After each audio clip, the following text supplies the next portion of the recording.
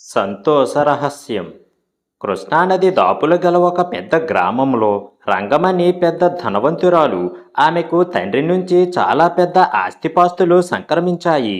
50 ఎకరాల మాగాని, 20 గేదెల పాల వ్యాపారం, ఎకరం నేలలో పెద్ద భవనం, 25 పనివాళ్ళు ఆమె ఆధీనంలో ఉన్నారు. భర్త సుందరమూర్తిని ఏ విషయంలోనూ సంప్రదించేది కాదు. అన్ని వ్యవహారాలు స్వయంగా చూసుకోవడం, ఎవరినీ నమ్మకపోవడంతో ఆమెలో క్రమంగా అశాంతి, గయ్యాళితనం పెరిగిపోయాయి.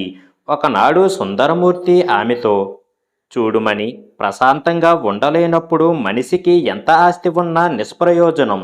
నువ్వు రోజంతా ఎంత చిరాగ్గా, నిరుత్సాహంగా ఉంటున్నావో నేను గమనిస్తూనే ఉన్నాను. అన్ని వ్యవహారాలు అనుకున్నట్టు విజయవంతం కావటం సాధ్యం కాదు. అందువల్ల ప్రశాంతంగా బ్రతకడం నేర్చుకోవాలి. డబ్బు కంటే మనశ్శాంతి ప్రధానం అని అన్నాడు. భర్త మాటలు విని విననట్టు ఊరుకున్నది రంగమని. ఆ రోజు మధ్యాహ్నం భార్యాభర్తలు భోజనాలకు కూర్చున్నారు. ఎదురుగా ఉన్న బల్ల మీద వాళ్ళ అంతస్తుకు తగిన విధంగా వంటకాలు పెట్టి ఉన్నాయి. అన్నంలో దోసకాయ కూర కలుపుకొని తినబోయిన రంగమణి హఠాత్తుగా నోట్లోని అన్నం ముద్దను బయటకు ఊసేసి కూరగిన్నెను విసురుగా కిందకు నెట్టి, చేదు దోసకాయల్లి ఎలా వండింది ఈ సుబ్బక్క? ఆవిడకు కళ్ళు కనబడడం లేదా? లేక నాలుకకు రుచిపచి తెలియకుండా పోయిందా? అంటూ కోపంగా భోజనం ముందు నుంచి లేచింది. సుందరమూర్తి ఆమెను శాంతపరచాలని, ఆ కూర కాకుండా ఇంకా 2-3 కూరలున్నాయి. నీకిష్టమైన కాకరకాయ కూర కూడా ఉంది. ముందు నువ్వు భోజనం ముగించు, తర్వాత సుబ్బక్క క్షమాపణ చెప్పుకుంటుందిలే అని అన్నాడు. కానీ ఆ మాటలు వినిపించుకోకుండా ఆమె విసుక్కుంటూ చెయ్యి కడిగేసుకొని గదిలోకి వెళ్ళిపోయింది. కొద్దిసేపటి తర్వాత సుందరమూర్తి గదిలోకి వెళ్ళి, రంగమణి, నేను చెప్పబోయేది కాస్త శ్రద్ధగా విను. ఇక్కడికి ఆమడ దూరంలో ఉన్న మామిళ్ళపల్లెలో సాంబా అనే ఒక వృద్ధుడు ఉన్నాడట. ఆయన వయసు 100 దాటిందని, అందరూ ఆయన్ని నూరేళ్ల సాంబశివ అని పిలుస్తున్నారని విన్నాను. అశాంతి, అనారోగ్యం లాంటి మొండి లక్షణాలకు ఆయన తిరుగులేని పరిష్కారం చెబుతాడట. రేపే బయలుదేరి వెళ్ళి ఆయన్ని చూసి వద్దాము అని అన్నాడు. రంగమణి ఏ కలనున్నదో ఏమో గాని అడ్డు పలకకుండా సరే అన్నట్టు తల ఊపింది. మర్నాడు భార్యాభర్తలు ఇద్దరూ గుర్రపు బండిలో సాంబశివ దర్శనానికి వెళ్లారు. ఆయన ఉన్న ఒక విశాలమైన గదిలో అడుగు పెడుతూనే రంగమణి ఆయనకు నమస్కరించి, నా పేరు రంగమణి. చాలా ఆస్తిపాస్తులు, ఇంటా బయట నౌకర్లు, చాకర్లు ఉన్నారు. వాళ్ళంతా నాకంటే ఆనందంగా, ప్రశాంతంగా జీవితం గడుపుతున్నారు. నాకు అలాంటి ప్రశాంతత కావాలి అని అన్నది. కళ్ళు మూసుకొని ఆమె చెప్పినదంతా శ్రద్ధగా విన్న వృద్ధుడు కళ్ళు తెరిచి చిరునవ్వుతో, మీ ఇంటి ఇరుగు పొరుగున గాని లేక మరెక్కడైనా అన్ని వేళలా సంతోషంతో ఆనందంగా ఉండే ఒక ఇల్లాలిని వెంటబెట్టుకురా. అప్పుడు నీకు ఎప్పుడూ ఆనందంగా జీవితం గడిపే రహస్యం చెబుతాను అని అన్నాడు. భార్యాభర్తలు ఇద్దరూ సాంబశివకు నమస్కరించి ఇంటికి తిరుగు ప్రయాణమయ్యారు. దారిలో ఒక చోట ఇద్దరు స్త్రీలు చేతుల్లో తట్టలు పట్టుకొని నవ్వుతూ మాట్లాడుకుంటూ వెళుతున్నారు. వాళ్ళను చూడగానే రంగమణి బండిని ఆపించి, మీ వృత్తి ఏమిటి? మీరు ఎప్పుడూ ఇంత సంతోషంగా ఉంటున్నారా అని అడిగింది. అందుకు ఆ స్త్రీ, ఊహు, అలాంటిదేం లేదు. ఈ రోజున మేము సంతకు తీసుకుపోయిన కూరగాయలు త్వరగా అమ్ముడుపోయాయి. వర్షం లాంటిది వస్తే ఇంట్లో నుంచి బయటికే రాలేము. అలాంటప్పుడు పస్తులు ఉండవలసి వస్తుంది. ఇక సంతోషం అంటూ ఎక్కడా అన్నది విచారంగా. ఈ జవాబు విని రంగమణి నిరుత్సాహం చెందింది. తర్వాత గుర్రపు బండి ఒక గ్రామం వీధిలో నుంచి పోతూ ఉండగా కొందరు జనం మాతా గాయత్రి అంటూ పాటలు పాడుతూ ఆనందంగా నాట్యం చేస్తున్నారు. రంగమణి బండిని ఆపించి, ఎవరు ఆ మాతా గాయత్రి అని అడిగింది. దానికి ఒక భక్తుడు, గాయత్రి మాత ఆ కనబడే మామిడి తోటలోని కుటీరంలో ఉంటుంది. ఆమె గొప్ప సన్యాసిని. ఎప్పుడూ ఆనందంగా నవ్వుతూ దేవుణ్ణి గురించి భక్తి ప్రధానమైన కథలు చెబుతూ ఉంటుంది అని చెప్పాడు. రంగమణి, సుందరమూర్తి గుర్రపు బండి దిగి సన్యాసిని దగ్గరకు వెళ్ళారు. రంగమణి ఆమెకు నమస్కరించి, మాతాజీ, మీరు నిత్య సంతోషి అని జనం చెప్పుకుంటున్నారు. మీరు సుఖదుఖాలకు అతీతులై ఉంటారు. అవునా? అని అడిగింది. అందుకు ఆ సన్యాసిని, నేను సన్యాసిని కావటం వల్ల కుటుంబ పరంగా, ఆస్తిపరంగా ఎటువంటి బాధలు లేవు. అయినా నేను నిత్య సంతోషిని కాదు అని అన్నది. ఆ జవాబు విని భార్యాభర్తలు వింతపడ్డారు. అది గ్రహించిన మాతాజీ సన్యాసిని, నేను సన్యాసం స్వీకరించాక ఎన్నో శ్రమల కోర్చి కొన్ని యోగ విద్యలు నేర్చుకున్నాను. ఆ కారణం వల్ల మరొక 5 సంవత్సరాల్లో నాకు మృత్యువు రాబోతున్నదని తెలిసింది. ఇది నన్ను భయపెడుతున్నది. రాత్రుళ్ళు సరిగ్గా నిద్ర పట్టడం లేదు అంటూ కళ్ళనీళ్లు తుడుచుకున్నది. భార్యాభర్తలు మారు మాట్లాడకుండా అక్కడ నుంచి తమ గ్రామానికి బయలుదేరారు. దారిలో వాళ్ళకి ఒక గ్రామ వీధిలో నుంచి వెళుతూ ఉండగా ఒక గుడి ముందు చిన్న బల్ల మీద మల్లెపూలు పూలదండలు పెట్టి అమ్ముతున్న ఒక స్త్రీ కూనిరాగాలు తీస్తూ ఏదో పాడుకుంటున్న దానిలా కనబడింది. రండి రండి, ఈ ఉదయాన్నే కోసిన పూలు చెప్పలేనంత సువాసనగా ఉన్నాయి అన్నది నవ్వుతూ. రంగమణి బండి దిగి ఆమె కేసి కొద్దిసేపు పరీక్షగా చూసి ఒక పూలదండ తీసుకొని డబ్బు ఇస్తూ, చూడమ్మా, నువ్వు చేస్తున్నది చాలా చిన్న వ్యాపారం, అయినా చాలా సంతోషంగా కనబడుతున్నావు. నువ్వు నిత్య సంతోషివా ఏం అని అడిగింది. అవును, నాకేం తక్కువ, సంతోషంగానే ఉన్నాను అన్నది పూలమ్మి నవ్వుతూ. ఆమె జవాబు సంతోషించిన రంగమణి భర్తకేసి చూసింది. సుందరమూర్తి పూలమ్మతో, అమ్మా, ఒక ముఖ్యమైన సంగతి, నువ్వు నూరేళ్ల సాంబశివ గురించి వినే ఉంటావు. మా వెంట నువ్వు ఆయన దగ్గరకు రావాలని మేము కోరుతున్నాము. నిన్ను తిరిగి బండిలో మీ ఇంటి దగ్గర దించుతాము అని అన్నాడు.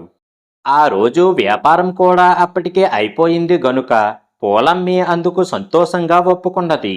కొంతసేపటికి వాళ్ళు నూరేళ్ల సాంబశివ దగ్గరకు వెళ్ళారు. రంగమణి ఆమెను గురించి సాంబశివకు చెప్పింది. వృద్ధుడు పూలమ్మని, నువ్వు నిత్య సంతోషివా అని అడిగాడు. అవును అన్నది పూలమ్మి. పూలమ్ముకునే చిన్న వ్యాపారం చేస్తూ ఎలా సంతోషంగా ఉండగలుగుతున్నావు అని అడిగాడు వృద్ధుడు. అందుకు ఆ పూలమ్మి, అయ్యా, చేస్తున్న వ్యాపారం చిన్నది గనుక లాభాలు చిన్నవిగానే ఉంటాయి. అయినా అది నా సంతోషానికి అడ్డురాదు.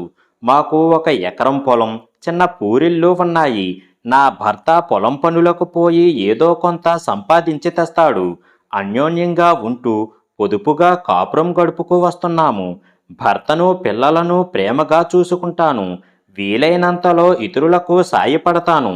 ఏదో కావాలనే గొంతెమ్మ కోరికలు లేవు. అందువల్ల నేనెప్పుడూ సంతోషంగానే ఉంటాను అని అన్నది.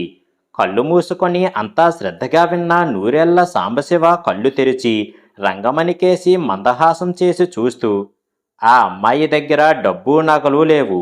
అవి నీ దగ్గర పుష్కలంగా ఉన్నాయి. అయినా ఆమె నిత్య సంతోషిగా ఉన్నది. కానీ నీలో సంతోషానికి స్థానం లేకుండా పోయింది. అందుకు కారణం, ఇన్ని ఆస్తిపాస్తులు ఉన్నప్పటికీ ఎవరినీ నమ్మకుండా అన్ని వ్యవహారాలు నువ్వే చూసుకుంటూ ఇంకా ఇంకా సంపాదించాలనే పేరాసతో శక్తికి మించి శ్రమపడటం. మనిషికి సంపదలు ముఖ్యమే, కానీ అన్ని సంపదల కన్నా మనసు చాలా ప్రధానం. మన ఆలోచనలే మన సుఖదుఖాలను నిర్ణయిస్తాయి. తన నిత్య సంతోషానికి ఈ పూలమ్మి చెప్పిన కారణాలేమిటో బాగా గుర్తించుకోమన్నదే నా సలహా అని అన్నాడు. రంగమణి సుందరమూర్తి తేలికపడిన మనసుతో సంతోషంగా వృద్ధుడికి నమస్కరించి పూలమ్మని వెంటబెట్టుకొని తమ గ్రామానికి బయలుదేరారు. అచ్చొచ్చిన హారం. కృష్ణరాజపురంలో ఒకప్పుడు జమీందారులుగా ఉంటున్న రంగనాథరాజు గారి కుటుంబం అంటే అందరికీ ఎంతో గౌరవాభిమానాలు ఉండేవి. రంగనాథరాజు మరణించిన కొంతకాలం అయినా ఆయన భార్య రత్నావతమ్మ ఆధ్వర్యంలో ఆయన 9 కుమారులు ఐకమత్యంగా ఉంటూ అన్నదమ్ములంటే ఇలా ఉండాలి అనిపించుకునేవాళ్ళు. ఉమ్మడి కుటుంబంలో కోడల మధ్య అడపాదడపా మనస్పర్ధలు పొడసూపినప్పటికీ అత్తగారి అజమాయిషీలో ఉన్నందువల్ల అవి బయటకు పొక్కేవి కావు. ఆ ఇంట్లోని పాలేరు శివుడి భార్య గౌరీ కాపురానికి రావడం, అందరిలోకి చిన్నవాడైన రామరాజు కొడుకు బుల్లిరాజుకు నడక రావటం ఒకేసారి జరిగింది.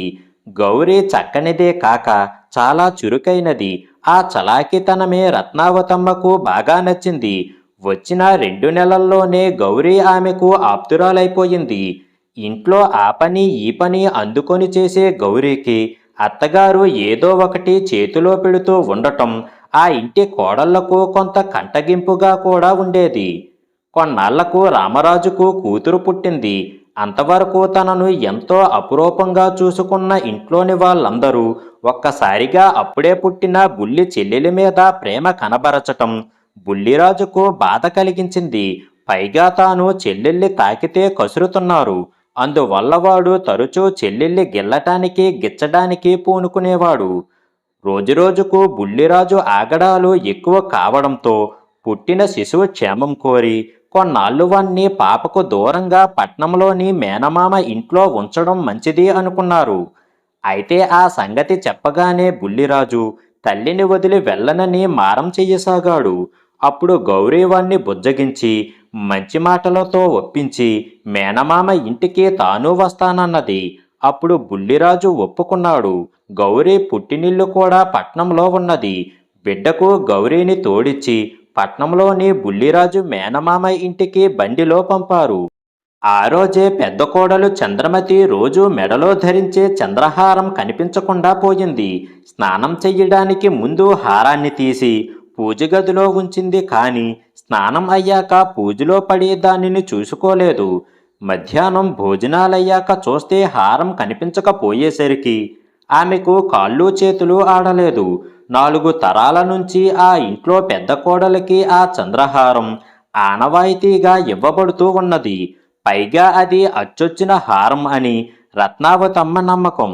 ఇంట్లో అందరూ ఉండగానే హారం ఎలా పోయిందో, వచ్చిన దొంగ కేవలం దాన్ని మాత్రమే ఎలా ఎత్తుకుపోయాడో ఎవరికీ ఏమాత్రం అర్థం కాలేదు. ఈ మధ్య మీ అన్నగారి సుపుత్రుడు పట్నంలో చదువుకుంటున్నానని చెప్పి చెడు తిరుగుళ్ళు తిరుగుతున్నాడని తెలిసింది. సందేహం లేదు, ఖర్చులకు చేతుల్లో డబ్బులు ఆడక వాడే తల్లిగారి గొలుసును కాజేసి ఉంటాడు అన్నది భర్తతో 2వ కోడలు కామేశ్వరి. ఏ పుట్టలో ఏ పాముందో ఎవరు చెప్పగలరు? వినయంగా మంచి అమ్మాయిలా కనిపించినా చేసేవి మాత్రం దొంగ పనులే. మీ 2వ అన్నయ్య కూతురు ఆ మధ్య నాకు చెప్పకుండానే నా చెంపస్వరాలు తీసి పెట్టుకొని బడికి వెళ్ళిపోయింది. నేను గుర్తుపట్టి తీసేసుకున్నాను. ఇప్పుడు దానికి ఆ చంద్రహారం మీద మనసై పెట్టుకొని వెళ్ళి ఎక్కడైనా పారేసిందేమో అని గొనిగింది 3వ కోడలు రాజ్యలక్ష్మి తన భర్తతో. అత్తయ్య, మీరేమైనా చెప్పండి. పనివాళ్లకు అంత అలుసు ఇవ్వకూడదు. ఎవరిని ఎక్కడ పెట్టాలో అక్కడే పెట్టాలి. ఆ పిల్ల మీరిచ్చే చనువు కొద్దీ గౌరీ ఎంతసేపు ఇంట్లోనే తిరుగుతూ ఉంటుంది. నాకేమో దానిమీదే అనుమానంగా ఉంటుంది అన్నది 4వ కోడలు. బుల్లిరాజుకు తోడుంటానన్న నెపంతో హారాన్ని తల్లిగారింటికి దాటవేయటానికే అది పట్నం వెళ్ళిందో ఏమో అని వంతపాడింది పెద్ద కోడలు. గౌరీ మీద అనుమానపడలేకపోయింది రత్నావతమ్మ.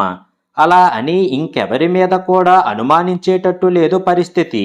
మౌనంగా ఊరుకున్నది. 1 నెల రోజులు దాటినా హారం ఆచూకీ తెలియలేదు. పట్నం వెళ్ళిన గౌరీ బుల్లిరాజుతో సహా తిరిగి వచ్చింది. ఆ రోజు సాయంకాలం పెద్ద కొడుకు సూర్యనారాయణరాజు పాలేరు శివుణ్ణి పిలిచి, ఒరే, నిన్ను ఇంటి పాలేరుగా కాకుండా మా అన్నదమ్ముల్లో ఒకడిగా భావిస్తున్నాను. నువ్వొక సహాయం చెయ్యాలి. ఎంతైనా నీ భార్య గౌరీ చిన్నపిల్ల. ఏదో తెలియనితనంతో హారం తీసిందేమో, ఒకసారి అడిగి చూడు అంటూ మర్యాదగా చెప్పాడు. శివుడు ఆ రాత్రే భార్యను అడిగాడు. గౌరీ నేరుగా రత్నావతమ్మ గారి దగ్గరకు వచ్చి, పెద్దమ్మగారు, మీరు నా నాయనమ్మలాగా అనిపించారు. అందుకే మీతో అంత చనువుగా ఉన్నాను.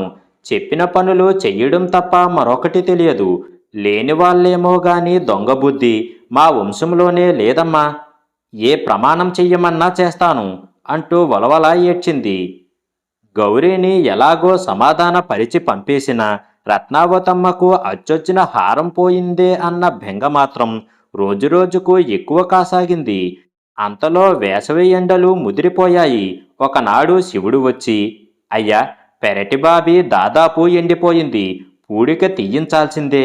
పనివాళ్లను పురమాయించమన్నారా అని అడిగాడు సూర్యనారాయణ రాజును. ఊరంతా నీటి ఎద్దడితో ఉండటంతో ఆయన సరే అన్నాడు. పూడిక తీసే పనులు ఆరంభమయ్యాయి. ఇంట్లోని వాళ్ళందరూ బావి దగ్గరే చేరారు. పనివాళ్ళు బావిలో నుంచి బురద మన్ను తట్టలతో తీసి ఒకరికొకరు అందించుకుంటూ ఎత్తి బయట పోస్తున్నారు. 4 తట్టలు తీసేసరికి బావిలో నుంచి గిన్నెలు లోటాలు ఒక్కొక్కటిగా బయటపడసాగాయి. మట్టి కూరుకుపోయిన ఏనుగు అంబారీ బొమ్మ బయటపడేసరికి అంతవరకు నాయనమ్మ ఒడిలో బుద్ధిగా కూర్చున్న బుల్లిరాజు చెంగున కిందకి దూకి, ఆహా, నా బొమ్మ దొరికింది, ఈ ఏనుగు బొమ్మ నేనే పడేశా, నా బొమ్మ దొరికేసింది అంటూ బొమ్మను అందుకున్నాడు. ఇంకా ఏమేం పడేశావమ్మా బుల్లిరాజు, చెప్పు చెప్పు అంటూ నాయనమ్మ వాణ్ణి ఆప్యాయంగా దగ్గరికి తీసుకుంటూ అడిగింది. ఇవన్నీ నేనే పడేశా, ఇంకా ఎన్నో పడేశా అన్నాడు బుల్లిరాజు ఎంతో గొప్పగా వచ్చి రాని మాటలతో. ఇంకొంచెం మట్టి తవ్వి తీసేసరికి అందులో నుంచి మిలమిలా మెరుస్తూ చంద్రహారం బయటపడింది. చెల్లెల్లి తాకితే కసిరారన్న కోపంతో అందిన వస్తువులను విసిరుకొట్టే అలవాటు గల బుల్లిరాజు ఆ రోజు కనిపించిన హారాన్ని తీసి బావిలోకి విసిరాడన్నమాట. ఆ సమయంలో దానిని ఇంట్లోని వారు ఎవరూ గమనించలేదు. రత్నావతమ్మ మనవడి తల నిమురుతూ, మన బుల్లిరాజు చేసిన ఆ పని మనలో ఎన్నెన్ని అనుమానాలకు దారితీసింది. అయినా ముందు వెనక ఆలోచించకుండా తొందరపడి ఎవరినీ అనుమానించకూడదు. ఎందుకంటే అనుమానించడం కూడా ఒక విధంగా అవమానించడం లాంటిది. నిరపరాధుల మనసు నొప్పించటం భావ్యం కాదు. అందుకే ఇన్నాళ్ళు ఇంత ఓర్పు వహించాను. ఎలాగైతేనేం ఇప్పుడు అందరి అనుమానాలు పటాపంచులైపోయాయి. మన అచ్చొచ్చిన హారము దొరికిపోయింది అని అన్నది. సంతోషంగా నవ్వుతున్న కొడుకులు కోడళ్ళు శివుడు గౌరికేసి చూస్తూ ఉన్నారు.